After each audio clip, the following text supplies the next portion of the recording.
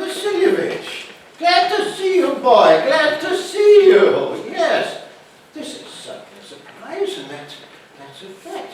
Oh, how are you doing? Thanks a lot. And, how are you? Doing, I mean. Oh, we keep quietly toddling along, you know. Yes. Good to know you think of us occasionally, though. Oh, take a seat, my boy. Be my guest. Glad to see you here. That's a fact. Yes. Oh, you don't want to forget your old friends and neighbours, though, do you? No. But why so formal, boy? Well, what's the occasion? You're all dressed up and everything. Are you on your way to a party or something? No, I only came to see you, Stepan Stepanich. Oh, but why the fancy clothes? I mean, you look as though you're still celebrating New Year's Eve. Well, I'll tell you. You see, Stepan Stepanich, I hope I'm not disturbing you, but I came to ask you for a little favour. This isn't the first time, as they say, that I've had occasion to ask for your help. I want you to know that I really admire you when I do it. I'm sorry. This is making me very nervous, Stepan Stepanich. I'll just take a little drink of water if it's all right with you. He wants me to lend him some money. I won't.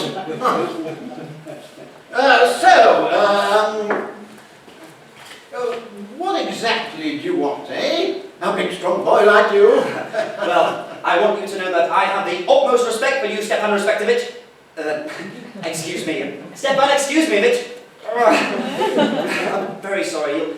You'll have to excuse me. I'm very nervous, as you can plainly see. Well, what it all comes down to is this. You're the only person who can give me what I want. Of course, I know I don't deserve it. That goes without saying. Well, I hadn't any real right to it either. Look, my dear boy, you don't need to beat about the bush with me, you know. Speak straight up. What do you want? All right, I will. I will.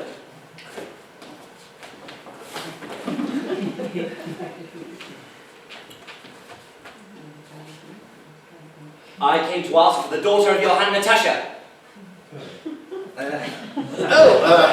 Mama, Ivan Vasilyevich, say that again. I don't think I quite caught that last part. I came to ask. Oh, my dear boy. I can't tell you how happy I am and whatever and all the rest of it. And that's a fact. I always hoped this would happen. It's like a long-term dream come true. Oh, yes, I've always loved you, boy, just like you were my own son, and you know it. Oh, God bless you both, and all the rest of it. Oh, this is a dream come true. But why am I standing here like a big dummy? Happiness has got my tongue. That's what's happened. Happiness has got my tongue. Oh, from the bottom of my heart. Oh, you wait right here. I'll go and get to Natasha and everything. What do you think, Stepan Stepanich? Do you think she'll say yes? A big, good-looking fellow like you? How could she help herself? Of course she's going to say yes, and that's a fact. She's like a cat in heat. And all the rest of it. Don't go away. I'll be right back. Awful cold in here. I'm starting to shiver again, just like I was going to take an exam. The main thing is, you have to make up your mind. You just keep arguing about it, you talk back and forth, and wait for the ideal woman of true love. You'll never get married. It's cold in here. Natasha is a very good housekeeper. She's kind of good looking. She's been to school. What more do I need? I'm starting to get that hum in my ears again. It's in my nerves.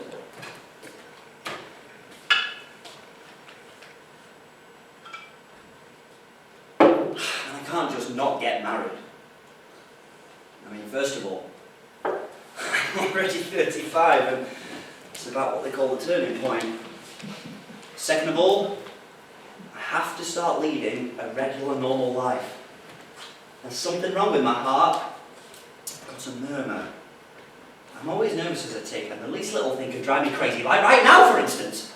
My lips are starting to shudder, and this little what's-it in my right eyelid keeps twitching. But the worst thing about me is sleep. I mean, I don't. I've got a bed. And as soon as I start falling asleep, all of a sudden, something in my left side goes, and it pounds right up into my shoulder and into my head. I jump about, get out of bed like crazy, walk around for a bit, and then as soon as I start falling asleep again, something in my left side goes, and it happens 20 times a night. Oh, it's you. It's just you.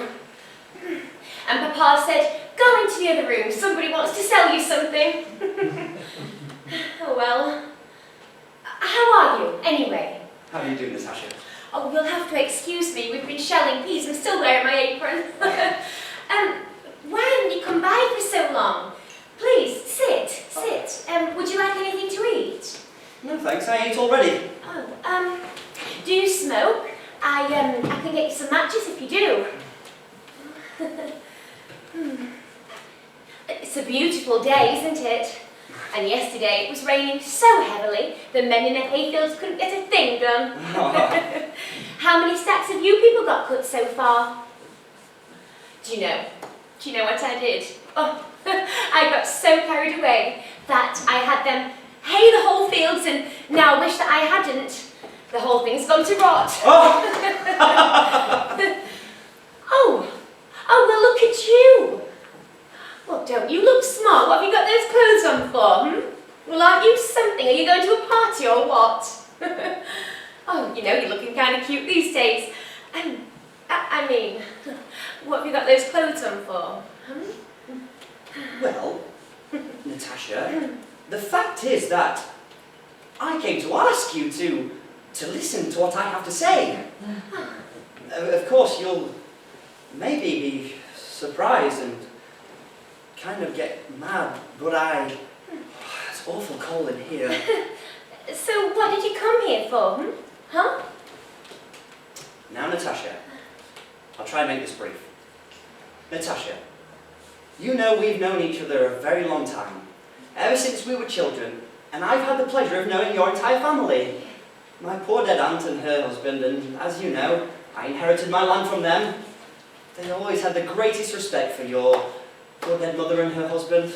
The Lomovs and the Chuprakovs have always been on very friendly terms, almost like we were related. Oh, yes. And besides, well, you already know this, and besides, my land and yours lie right next to each other. Take my meadowland, for instance. It lies right alongside your birch grove. Sorry, excuse me. Sorry to interrupt, but I think you just said my meadowland. Are you suggesting that meadowland is yours? No, as a matter of fact, I am. Well, I never. Meadowland is ours, not yours. No, Natasha, meadowland is mine.